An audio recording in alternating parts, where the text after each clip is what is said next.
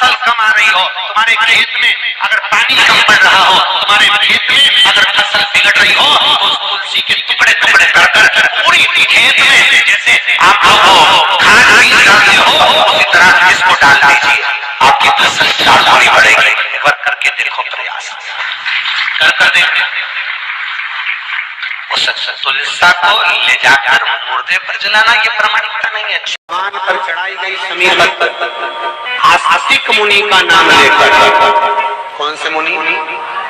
आस्तिक मुनि का नाम लेकर शमी पत्थर को वापिस उठाकर उसको अपने दरवाजे की चौखट पर कहीं पर भी या द्वार पर कहीं पर भी एक और रख देने पर 3 से 3.5 महीने में उसकी कामना पूर्ण हो जाती के लिए अवश्य करें।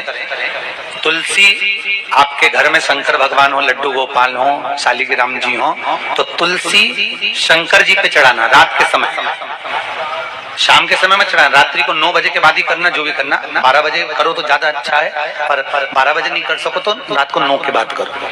तुलसी शंकर भगवान को चढ़ाइए, बेलपत्री लड्डू गोपाल को या शालिग्राम भगवान जो भी तुम्हारे यहाँ बैठे हैं उनको चढ़ाइए। सुबह 4 बजे तक चढ़ी रहने दो। 4 बजे के पहले उसको उठाकर शहद की शीशी में डाल लीजिए। जो बच्चा पढ़ने में कमजोर हो, विद्या में कमजोर हो, जो नौकरी के लिए अप्लाई कर रहे हो, सर्विस नहीं लग रही हो, नौकरी नहीं लग रही हो, किसी एग्जाम में सीए की परीक्षा आदि कोई भी परीक्षा में बैठ रहे हो, निकल नहीं पा रहे हो, तो वो शहद एग्जाम के 1 महीने पहले से चाटना चालू कर दीजिए। बच्चा पढ़ने में होशियार हो जाता, परीक्षा में अच्छे नंबर से पास हो जाता।